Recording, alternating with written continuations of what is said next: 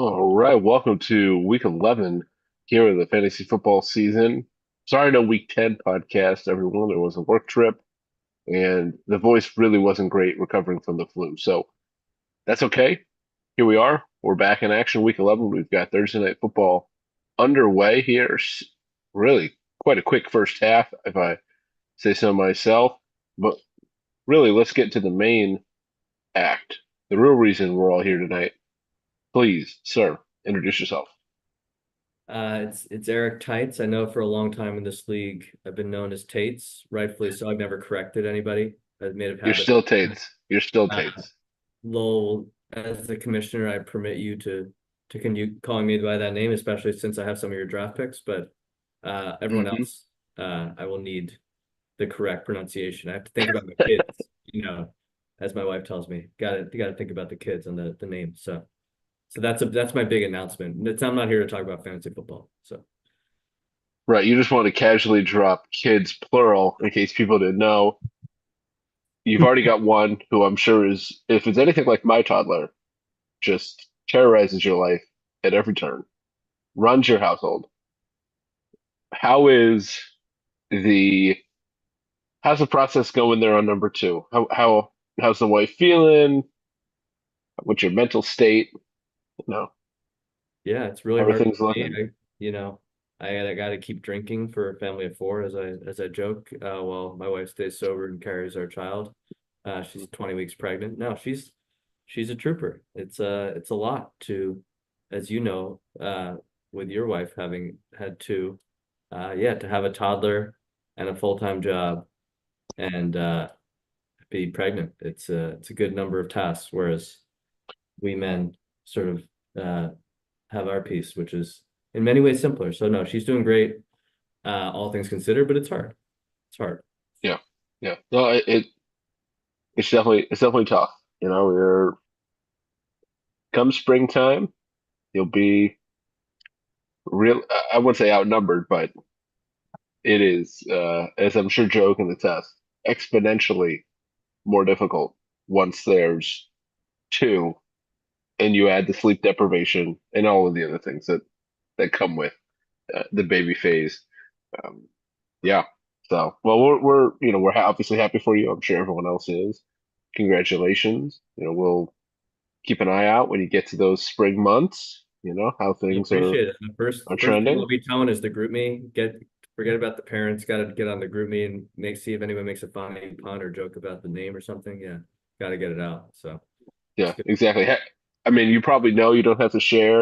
Have you decided on, I mean, I'm sure you know gender at this point, but have you decided Yeah, on names? we we've had some epiphanies on names the past few days. So no, we will not be sharing that in advance, but you can all wait with bated breath. Wagner, congrats on being the newest father in the league, and Justin, I know you're up next. So yeah, it's an exciting elite club that is slowly becoming the 51-49 Senate majority of this league. So Um, I'd have to do the math, but I would, I mean, definitely, I think it's more than half the league by the time next season kicks up. Well, by the time maybe this not season ends. filibuster proof, but probably a tight Oh, majority. wow. Yeah. I mean, definitely a slight majority with kids. Um, if you give the kids a vote, you definitely have a good filibuster, at that point. But uh, I mean, it's a great thing, right? As the league matures, right? As it gets closer and closer to its bar mitzvah and its passage into adulthood, here we are as a league. Many people becoming fathers and or fathers again. It's very exciting. So, like I said, we're happy for you. We hope that your toddler is not going to lose their mind when you bring home a new one. Uh, I wish you luck. Appreciate it. So, no, it may take a minute, but I'll tell you what, it's very adorable right now. We are in a very good spot uh, with that. Are your two children currently sleeping? Yeah, everyone in my house is sleeping. I'm the only one awake. Wait, Yeah. Man of the yeah, yeah, house, yeah. working late, talking late I night. wouldn't even call this isn't even working late. But yeah, somebody was very tired and said they're going to go to bed. They're like, "Are you coming?" I go, "It's 8:30." They're like, "Oh, yeah, I'm good. I might be tired, but I'm not that tired." Um, so I have th three cases set for trial next week. So, which is obviously not possible, but we'll see. We'll see how that shakes out. So I'm not really gonna try not to freak out about it. Um, yeah, but anyway, let's turn the page. We're here to talk football, allegedly. I'll let you have the floor first. Any big thoughts about the real season, the fantasy season? Maybe those are the same thing. Yeah, Um, well, it's funny. Not funny. I feel unfortunately, for the content of this podcast, the most disconnected I've ever felt from football in recent memory because of a few factors. One, I had really high hopes for the Jets, and we all know where that season has gone. So that's one reason to watch. That's materially. It was almost better in past years when I had no expect or before the Aaron Rodgers years, or even after he got hurt in week one last year, where there was that underdog feeling of like, oh, well, like no expectations. This is just fun, not like getting soul crushing losses. But this year has just been super painful. So there's that. And then the second one was I just remember, walking around Louisville with a good half of the league and just shooting the shit like, oh yeah, like C-Mac, it was the Saturday or Friday night of our draft, like C-Mac, yeah, like they say he's gonna be out a couple weeks, but yeah, nothing to worry about. He's obviously 1.1. And that paired with the Rasheed Rice torn ACL or whatever MCL he has, that really put a damper on my season. Even though I was 3-0, I sort of knew where it was heading, so I quickly pivoted, which you know very well what happened there, Lola. So you were my number one trade partner, which I think was, by the way, mutually beneficial. But put that for a later part of this conversation. So mhm, mhm. Jets are bad, my fantasy team's bad, and I've got a new job and a lot of work. So that's a recipe for not as much red zone viewing and not as much football engagement as past years. But excited to gear back up for the real and fantasy playoffs as I will be sort of re-engaged at that point. But yeah, it's unfortunate. But it Yeah, I think the biggest thing that every year we're always reminded of is nothing is guaranteed when it comes to this sport. There's too many violent collisions, there's too many unknowns, too many players go drag racing in the off season, right, and do really dumb things or hold fireworks in their hands. I mean, there's always some ridiculous story or two or three. And then of course injuries and you just don't know how it's going to play out. As you and I talked when we were making the trades way back when, I think you made the right decision, right? You have to look long term and go, just because my division sucks does not mean that I'm a competitive team, right? Kirshner is a great example. Justin's a great example. That's a strong team who's 500 in the strongest division. Doesn't mean he won't make the playoffs. But like he has to look at that and balance what does that mean here with a month to go. And it's the same thing throughout the season. There are pivot points for certain teams, and I think you took advantage of it. You got ahead of the boat, ahead of everyone else on making those moves. And now I don't know that we see a lot of movement. I don't think we're going to see a lot of trades here as we get to the deadline. And you did the right thing, looking ahead, going, I'm probably not going to win this year. Let me accrue the assets and focus going forward. You never know what can happen in the playoffs. Yeah, I mean, I don't blame you. You've lost seven in a row. I'm sure it's painful, but at the same time, you have a plan and a strategy, so you don't need to worry about, you're not like, oh my God, week to week. If right. I lose, it's not soul crushing. And in terms of the Jets, I mean, I don't know. I don't know what to say, right? Like you fired the defensive head coach, who's not the problem. The defense has gotten worse. The offense is slightly better, but your quarterback can't throw for 300 yards. He can't run, and he's a statue. And he's missing wide open guys, and the guys are dropping balls. So I don't know. It's the Jets. I think I chalk it up that way. It's the If you Jets. told me, just to put a finer point on it, if you told me that Geno Smith, Sam Darnold, and even Zach Wilson from last year all would theoretically be better than Aaron Rodgers with the amount of money we're paying him. And thinking about that 2 years ago when we got him, to think about like this is literally the worst possible. Like I can't think of a worse way this would have played out. literally bet the farm on these 2 seasons, mortgage the future, put all the eggs in the Aaron Rodgers basket, and now it's going to be a complete reset of everything, top to bottom, organizationally. Like, right, the defense was supposed to be the strength. Well, it's a disaster. There's no O line. The trade, thankfully, Devontae wasn't such a. I can't remember what round to pick. It wasn't such a bad trade, but there's just nothing in the cupboard. And the guys that we've written off, these journeyman quarterbacks, who if we just stuck with one of them, we'd probably have an average quarterback and be a 9-8 or 10-17 with a good defense and some skill players with Brees Hall and Garrett Wilson, young exciting players. But we can never make up our minds, and then we just write everyone off, and it's just the worst case of all worlds. So yeah, that's where we're Yeah. at. I mean, the rumor is Rodgers wants to come back next year.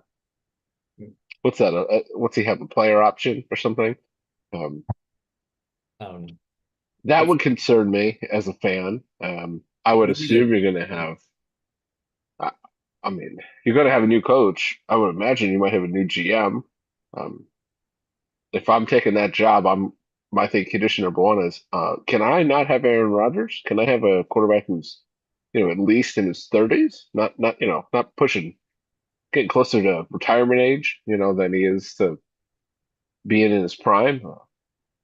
Yeah, I don't know. It's a tough one. I think last year, obviously the injury, the second play of the game, opening night, you go, okay, what are we going to do? Right? The lost year. This season, I think, as you said, it's more painful to watch this like slow decline, this very talented young player. I mean, Garrett Wilson's been pretty good this year. Brees Hall's having a couple struggles here and there, but there's a lot of young talent on both sides of the ball, and it's just you can't put it together. Uh, It's mind-boggling. Yeah, I feel for Jets fans. It's just I don't know. I think some teams, some franchises are just snake bit, right? Look at the Browns, look at the Chargers, look at the Giants, Jets. Like some teams just they just can't get out of their own way. It's Maybe not that's fair what to it the is. Giants. What are they, 4-time Super Bowl champs? You just said there's Yeah, yeah, yeah. eight Well, Tom Brady. And I don't even like the I'm Giants, but I can sense a little bias in that comment, you know. I'm just saying, there are some franchises they just can't get out of their own way, right? It doesn't matter what the talent is, it doesn't matter what the coaching is. Just it never seems to break their way. So maybe that's just the Jets. It's just unfortunate, right? It's just unfortunate that it didn't go better. But look, for all of those lost seasons, right, or disappointments, there still could be a lot of others that have a lot of success. You know, you're in a unique position. You've traded away your assets.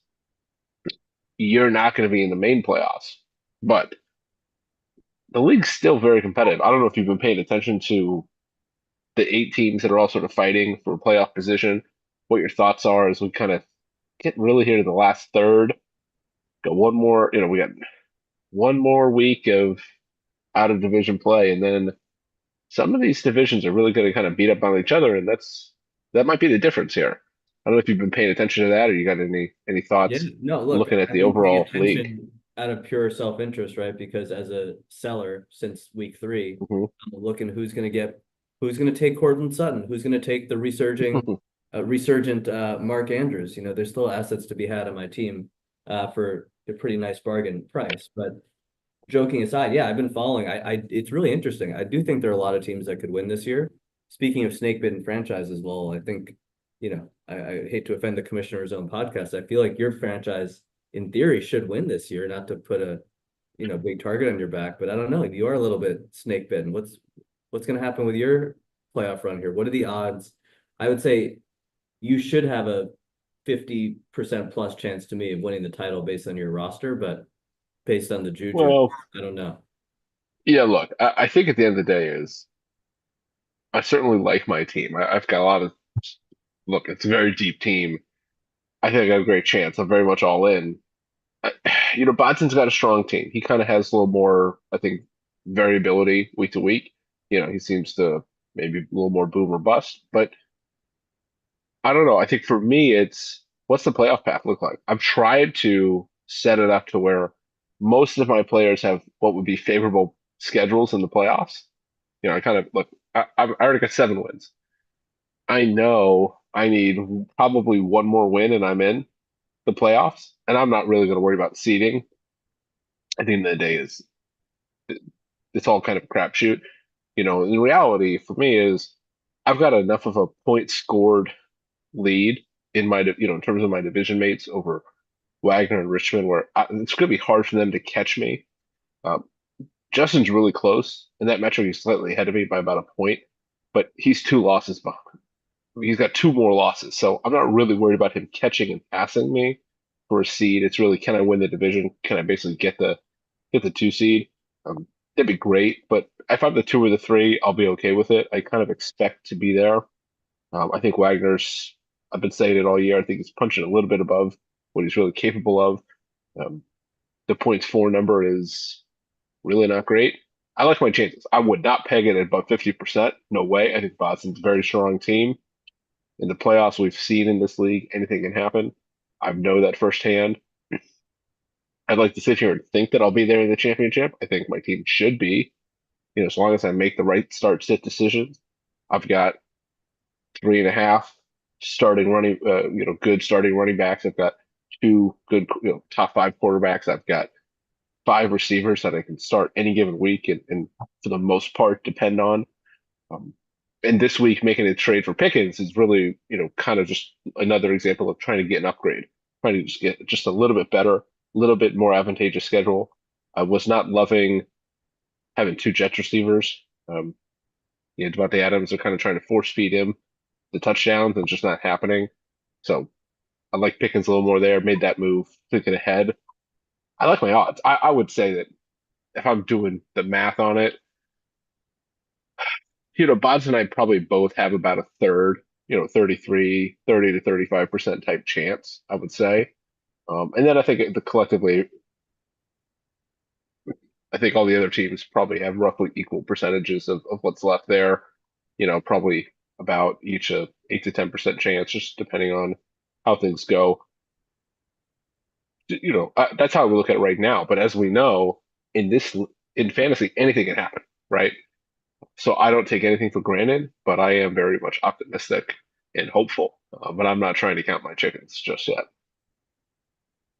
Well said, diplomatic, as I would only expect from the commissioner. I think that's a pretty realistic assessment. Yeah, I will say I am rooting for Jacobs out of our division, which has been much maligned, and I would love to see him represent our little division in the finals. He made a pivot mid-season and got a great deal on my running back James Conner, which other people had the chance to bid on, but missed out on that great opportunity to get someone who is an RB1, but everyone consistently underestimates. So I have a little bit of rooting Yeah. out of my division there.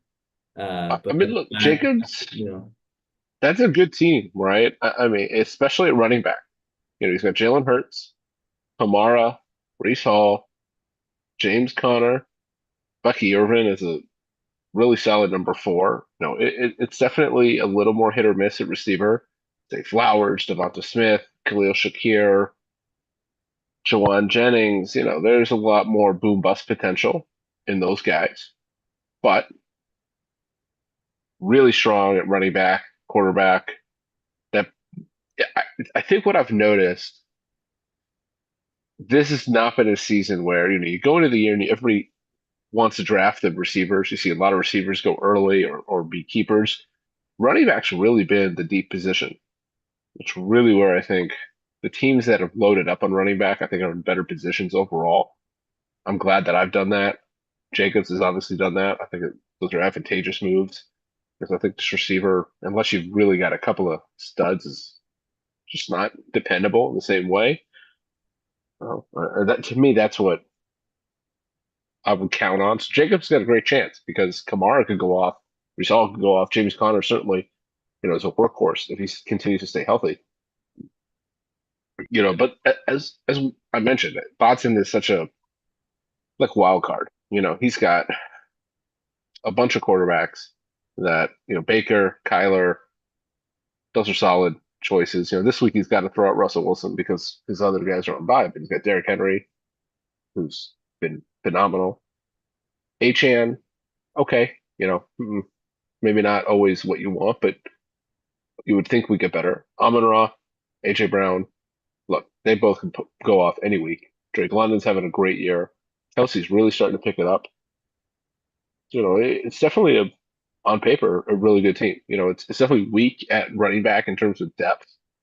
Really doesn't have depth there, um, and he's really just dependent upon his starters. But man, those are good starters, and I think that's why that's kind of the team that I just am wary of because I know that all it takes is you know Derrick Henry on a given week, AJ Brown on a given week. They can win those matchups, and that's really it. Those are teams that I look at and I'm really concerned about. Of course, on any given week, anything can happen. I don't put that past any, fantasy football, but yeah, it's shaping up to be really nice. I do think I was talking to another owner this week. I think that we look at, we got 8 teams basically fighting for 6 spots. I would say, if I were to guess, I think the 6 teams currently in the playoff spots probably are the 6 at the end of the day. But you never know. Justin could definitely make that run and end up in the playoffs. And if he gets there, that's a dangerous team. He puts up a lot of points on a regular basis, and that would worry me. That's for sure. If you had to face him, knowing what he averages on a given week. Just pulling up the league here. Yeah. Let's see. Yeah, I mean, look, Lamar, Jamar Chase, right? I mean, it's just oh, and look, that's all it takes, right? He's got to get a new kicker. He's got a lot of guys on IR. I mean, he's definitely been hit hard by injuries, but Mike Evans is going to come back. Murray Cooper eventually comes, going to get back out there. It's not a bad team. It's just it's. I think in fantasy, you do that. We've done this long enough to know that just because you think somebody's got the best team doesn't really mean anything. You know. Um, Yeah. I'm looking at the Fantasy Pros League Analyzer where oh all yeah. and are both 100 out of 100. It's all relative index. Hmm. Magnus 87, Joe's 83. Then it's a pretty big drop off. So I'm seeing a little tiering of sort of 4 teams at the top and then the next sort of 4 or 5 after that. So interesting. We'll see. Yeah, like I said, it's gonna be interesting. I'm curious what the seeding looks like. I think Watson's gonna be the one because that division he's got a nice little lead there. But beyond that, I don't know. And for me, it's just one day at a time. Man, But the Eagles just hand the ball to Saquon when you're inside the 5. Like all this cute bullshit, misdirection, Jalen Hurts crap does nothing. Just run the ball. Settling for field goals. 1 for 3 for kicking the ball tonight. I just can't. The Eagles tonight it's infuriating to watch. let me see. I haven't been watching. Oh man. Well, they've missed 2 field goals. They just got inside the 5 and they settled for a field goal. And Saquon didn't run the ball at all. They did a Jalen Hurts run, some other nonsense, and then like some, you know, basically like semi sack where he tried to flip the ball and, incomplete type of BS. It's just uh, for such a talented team, the play You should calling is be so bad. grateful that Saquon is healthy, that Saquon is thriving in general in Philadelphia. That could have gone a different way, right? Like there's a reason he went where he went. Whereas, in the past when he was healthy, he was a top 2 or 3 guy. He was drafted. What did you draft him? It was like RB 8 or 10, probably I six or don't think eight, it was maybe. RB. I don't think it's that far down. So you have to. Okay, so You get Saquon and Derrick Henry, both those new well, situations could have gone Henry. either way. Yeah, I think looking back, like Derrick Henry going after Jonathan Taylor, after Jahmyr Gibbs is a little bit of a that's kind of wild. McCaffrey went The number new one. situations a while. Remember what happened to Le'Veon Bell? Of course, he went to the Jets, so that probably Well, explains it. But. yeah, but I think the problem was like with Derrick Henry, especially given the age, given how he looked in Tennessee, you're like, well, what is this, right? He had some injuries. I can understand the Derrick Henry, a little bit, but I don't know. Barkley, look, the read on Saquon going into the year was the Eagles have all these weapons. Is he just not going to have enough touches? And then also the goal line work where they do all the tush push stuff. Does that just hamper the value just a little bit to take him out of that top two or three conversation? And I would say yes. I mean, he's right now. Look, he's I think the number three back in our league of the year. Is he probably going to finish top five? Yes. He's going to finish top three, maybe. You know, but those are legitimate concerns. Forget the injuries, just in general, the way that the Eagles offense operates. McCaffrey's been hurt all year too, so it takes another top talent away from those type of numbers. But Saquon was RB5 in our draft, if you consider Brees Hall, who was the first round keeper. So essentially, he was RB5. Um, Yeah, right, but it, right, it, he's been it's RB1 or two a couple times, so yeah, still got him a pretty good value. Yeah.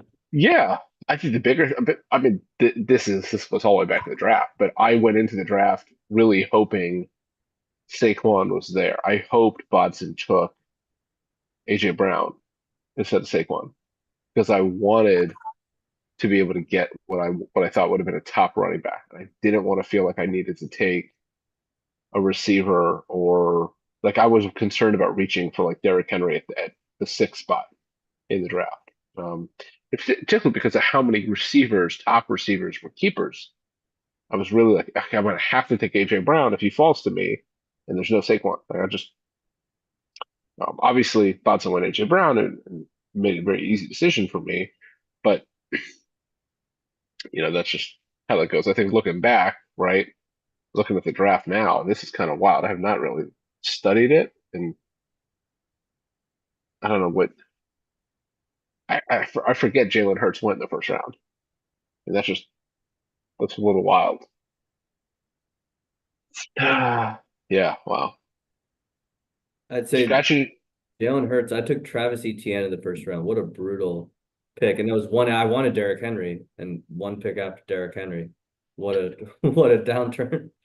Well, Pacheco, I mean, going the two picks later wasn't even better, Yeah. right? You Yeah, know, the running backs, right. Out of the yeah, it's a and then I'll give Paul some credit. He took oh no, sorry, that was you. You took Marvin Harris. Never mind. It was, with Paul's yeah. pick. Yeah, he I took mean, look, I struggled there. I wanted to go receiver to try to decide between Harrison and Cup. Went with Harrison. Cup obviously missed half the year, so I do like how that played out. But Cup could be a big time winner down the stretch for Joe. So I'm a little worried, about that pick. But look, hindsight's 2020 and all this. It just we could sit here and we could dissect this and go, oh my God, why in the world would somebody have done this? It's just how it is. It's how it goes. Man, a lot of quarterbacks went earlier than I would have thought. You know, yeah.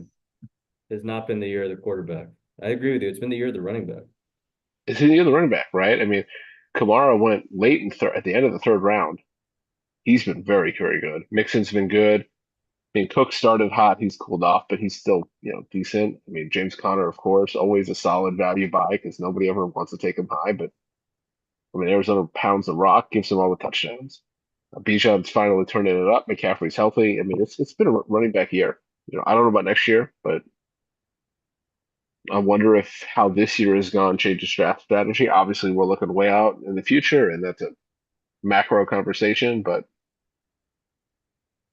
it is food for thought, right? We're sort of at that point in the year where might as well think about it. You know. So, I mean, look. Obviously, you've been paying attention to the league. Here we are. We're about half an hour into this. What are your predictions? For either the playoffs or the consolation bracket, what do you think is going to happen? Obviously, there are some teams are deeper than others. Some teams have really, really strong starting lineups, or one or two studs that kind of carry the way. What do you think is going to happen? Yeah. I think your franchise is cursed. I think That's you're going fair. to lose to either Joe Richmond or Matt LaMagna in the finals because their franchises are blessed, or maybe LaMagna a little less so, but in recent memory, he's had a good run. He's always been top two or three team. So I just feel like the stalwarts just somehow know how to turn it up in the playoffs. So my big bold prediction is that either Joe Richmond or Matt LaMagna will be, but I think well, you will be in the final. That's my other part of it. It's not that they will play each other, it's that one of the sort of tried and true dynastic franchises will take you down in the finals. And I also think it won't be close. I think C-Mac's going to go down, maybe in the first quarter with a little hammy injury or one of his two legs with tendonitis. And yeah, it's just going to be, maybe you play Jaden Daniels and he plays a tough defense that day. I don't know. I don't see good things for you in week 17, I guess it would be. So maybe I just reverse jinxed you. I don't know. But that's one. And then I'll take Kirsch. I like Kirshner's team, but yeah, I think he's destined to win the consolation bracket. So I'll take him to win the bracket. And then I take me to beat Paul in the 11th place game. So I'm All right. I'm hoping to not finish dead last because I don't think I have a good enough team to win the consolation bracket, but out of pride, if there is an 11th place game or whatever the last meaningful game, semi-meaningful game is, I really want to beat Paul. That's my goal. Yeah, well, I mean, you have to find a way for Paul to get a win. Paul I won the mean, game. Oh yeah, Paul's two he's and two and eight. eight. Okay. I mean, You know what's it's really funny? impressive. I'm looking at my team. I'm 3-0 in the division. The only other person who's 3-0 is Boston because I won my first three games and I've lost seven in a row. 3-0 in the division. I could be a dark horse if I go 3-0 again in the division to take out Jacobson back into this thing here. But no, doesn't look good. Yeah, I mean, you'd have to win out and he'd have to lose out. Yeah, And at doesn't that look very point, good. sure. Yeah, But it's again, look, the bar is pretty low. I'm at 87 points a game. Paul's at 81. So that's my bar right now, just to make sure I have more points than Paul. yeah, And I don't know it's what been a Paul's rough year picks for are for Paul. next year. I don't think he's got an extra first, second, and third. Maybe he does. Well, look, I wouldn't even worry if he Actually, he did. I did. mean, Look, Paul's got some picks. Paul's got some picks. Paul's Okay. got picks, but we've seen him squander picks plenty of before. He's had multiple first round picks before and done nothing. So I don't really sit there and worry about it. I mean, I'm going to be terrible next year, but Paul's got two firsts, three fours, two fives.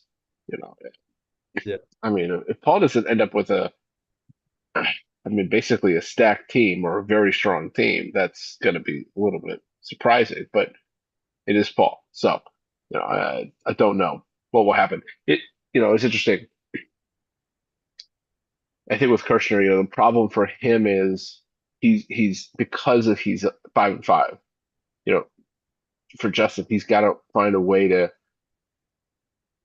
probably go 2-1 in the division games here at the end. He's I would say this next week he plays Wagner, and that's probably a must win for him because Wagner's got, from a points for perspective, the weakest of those four teams in the Leos division. If Justin gets that win, he's got a real good shot at that point. Um, but he's going to probably have to go 3-1 down the stretch to get in, and I don't know. It's just hard because that Leo's division is so strong. Every team is a 500 or better team. Every team is averaging 104 points or more. Nobody's a cupcake. There's no gimmies, so to speak, right? There's no Pauls, there's no Evans, there's no, Rashi's drag race, right? Or shortest yard. There's just none of those four teams. So you have to win your way in. Um, it's kind of the same thing. But I don't think it's quite the same situation in the Tombs division. And I just think Drew's team is just not quite as strong as Bodzin Olamagna. He's kind of looking up a little bit too far there, and so I think that really Drew's in a tough spot, to try to make that push. That's why I said like I kind of think unless Justin makes a run, which is certainly doable, Lamar and Jamar Chase is, as we saw last week, they can put up 90 points together and basically guarantees you a win. Am I You know, being it, correct? Does Justin have the most points in that division and is in last place? yeah. I mean, he's most points by essentially 1 point over the course of the year, but yeah, he technically has the most points in the division over the course of the year, and he's in last place. You know, I, it's fantasy football, right? I mean, but if you go look at his schedule, he's had two monster weeks that have kind of propped that number. He had 166 points against Paul, where okay, he only needed 93 to win, so extra 70 points didn't really matter.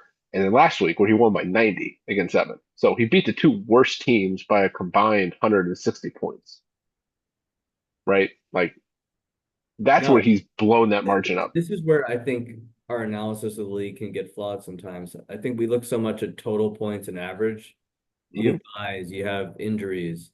To me, it's about what's the median. Like what are you doing sort of on a typical basis? And yeah, you're gonna have weeks where you have players who are out, but what's sort of the run rate of your team? And I would be curious, maybe Jacobs or someone who has the computational power to coalesce all this, LaMagna, could tell us what the medians are. Because that Well, would what I could say is if you go and look at your schedule on the left side, it will tell you what your consistency is. It'll tell you what your average spread is week to week.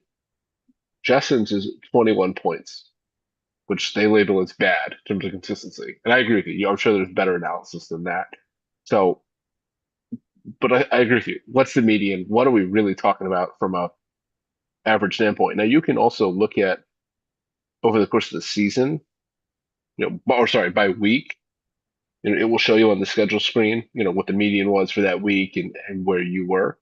Um, or for you, right? Like it's like coming into the playoffs. I care about what have you done the past 4 weeks when you had C-Mac mhm, and if you have your full lineup. It's like who cares about your average for the whole year? It's like that's I'm gonna right. evaluate. But that's where owners we all make the big bucks to cut the data, look at these big decisions. So Yeah, like I said, I think it's can be instructive on some level. It's obviously not determinative of anything.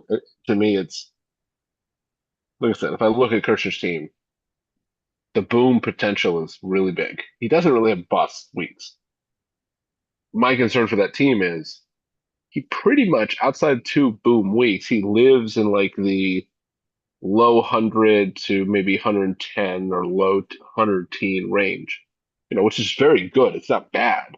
Um, but it's not, there's you can look at that statistically and just you take out the boom weeks, and I think the profile looks very different. Um, but you're right, you got to look at what's the meaning. What are we really doing? And that's why I say that there's a way to kind of look at this and get a different sense of what someone's really capable of. Because like I said, I look at my team and outside I've been 105 or more every week but one. Basically, I hover around about 120, um, absent, basically the week one and then the 2 weeks in sort of the middle part of the year where, buys, injuries, etc.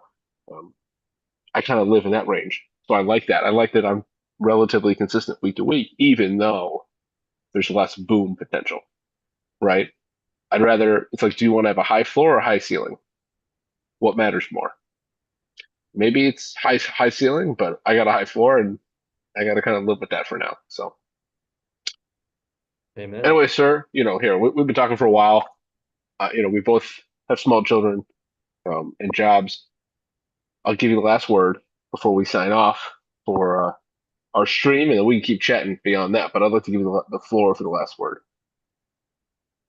It's a pleasure doing business with all of you. This league, despite my relative lack of engagement versus prior years, still brings me great joy. And so I wish everyone in the league a happy and merry holiday season, starting with Thanksgiving in a couple weeks, full of great football and small children and other family members. So yeah.